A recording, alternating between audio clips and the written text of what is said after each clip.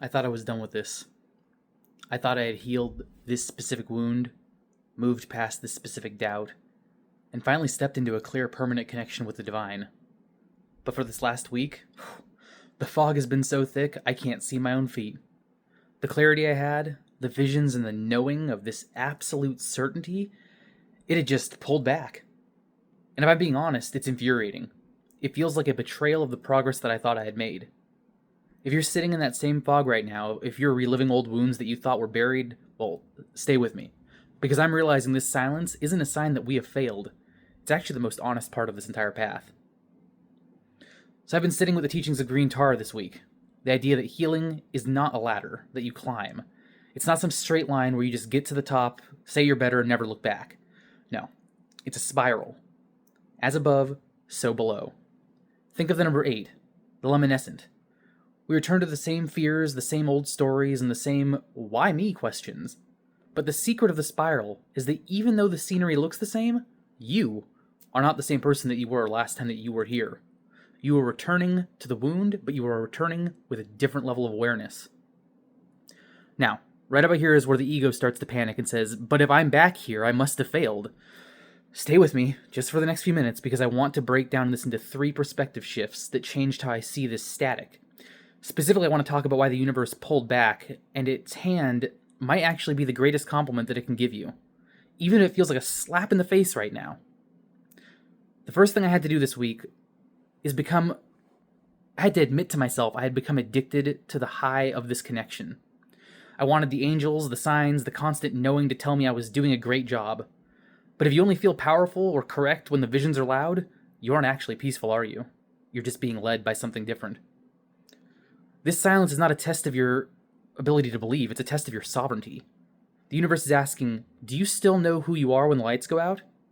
It's about building an internal compass that does not need external signs to tell you which way is north, seeing numbers pop in front of your face to remind you that things are true. It's about learning to trust your own heartbeat as much as you trust a vision. And I know some of you are thinking, Andrew, this sounds great, but I don't feel sovereign. I just feel stuck, and trust me, I hear you. Because the second realization I had this week is about these old wounds that keep coming back to revisit us, and why they aren't setbacks the way that we initially think they are. We often feel that if we come back to this wound, we didn't integrate it properly the first time. We feel like we failed some sort of test. But I'm starting to see that healing is not a one-and-done event. It is a process of peeling back the layers. Maybe the last time this wound came up for you, you only had enough strength to peel back one layer. Maybe you were in survival mode. Now it's back, because this is another layer that's ready to be seen. Not because you're broken, and not even because you're definitely going to fix it this time. It's just the next loop. You've been invited to sit with it again. With a bit more grace, a bit less judgment, and it's not about finishing the work, it's about continuing the conversation with yourself. Lastly, I think we have to talk about the as below. We love the ethereal, the high frequency stuff. Trust me, I do too. But we chose to be in these human bodies on a physical earth in a very dense time. To be a whole soul, we have to master the below. The frustration, the mundanity, the heavy, foggy days where nothing makes sense. If we only show up for our spiritual path when it's magical, we are not really on a path. We're just on a vacation. Mastering the density means being able to sit in this week of silence and say, I don't know the point of this, and that is okay. It's the ability to hold your own light when the external world feels dark and heavy. So if you've been sitting quiet for a week, or longer, years, just breathe with me. We aren't being ghosted by the divine. You're being asked to find the divine in the static. The loop's always going to come back around.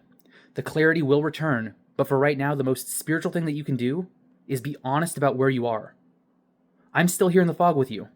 Drop a comment below and tell me, honestly, how this fog feels for you today. Let's stop pretending and just be real about the cycle. I'm Andrew, I'm still here, and I'll see you on the next loop.